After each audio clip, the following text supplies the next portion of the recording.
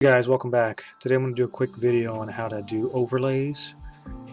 Let's see, I'm just going to, in the Explorer here, I'm going to choose my video.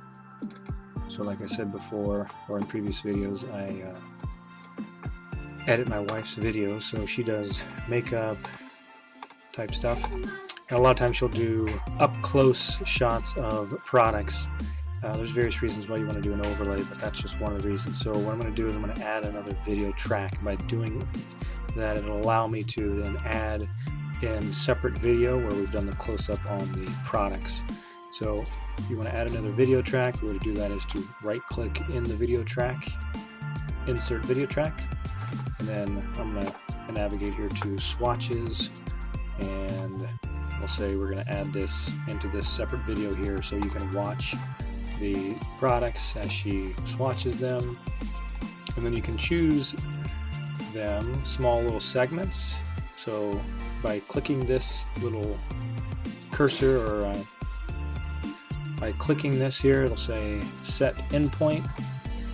That starts where it's going to the beginning of the video. Hit play, let that go to the end of the video wherever you want to do it. Hit set out point, and you take that little piece that you've selected and drag it down. Now you don't need I'm going to zoom in here so you can work with it a little easier, and you do that by just dragging this bottom bar to the left, and it basically zooms into the video. And then what you're going to do is, this is the volume, you want to turn that down, in this case anyway, so this is the volume just so you know how that works. Or if you hit the U key while you've clicked on this section here, it'll allow you to separate the audio from the video and then just delete this section, this audio, and you go ahead and delete this whole track actually. That way you just get rid of it and condense everything. Alright, so there's a little icon here that says event pan crop. If you click on that, now you want to make sure that your cursor is located on top of the overlay that you're trying to do so you can see what you're doing as you're doing it. Now it'll bring up this new screen here. Now I like to make it a little bigger just so you can see what you're working with. Let me drag this piece. Alright, so also scroll your mouse or roll to where it zooms in a little bit, or zooms out I should say. Now it's the opposite of what you think it should be. If I make this bigger, if you see on the right hand side, it's making that swatch smaller.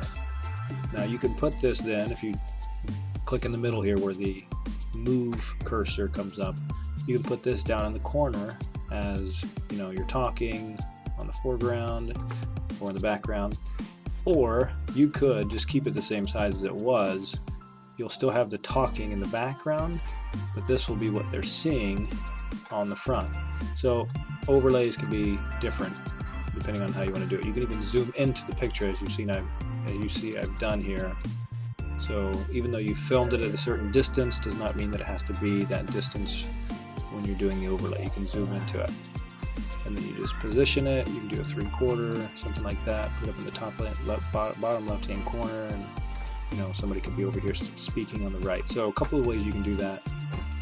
Now the other little thing that threw me off for a long while was that when you're doing the swatch, you want to make sure that the cursor is, as I said, on the video, but right at the beginning of the video, because what happens is if it's in the middle of the video, the effect that you just designated here is going to take effect at that spot in the video. So for example, if you look right here, there's a little marker. When the cursor was right there, I made the changes, and that corresponds with this dot here.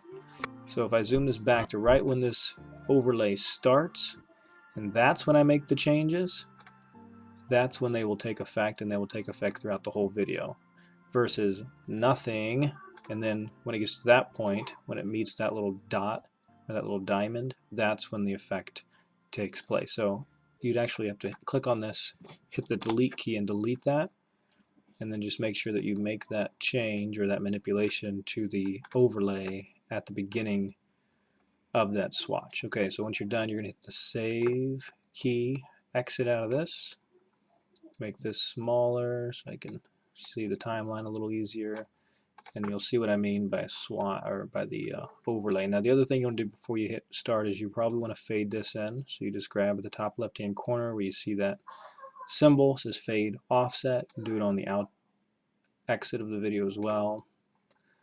Let's to hit crease start. and highlight. So it zooms That in, next does an dark overlay, brown shade is Bada fades Bing. back out. It's a very sparkly. Got it.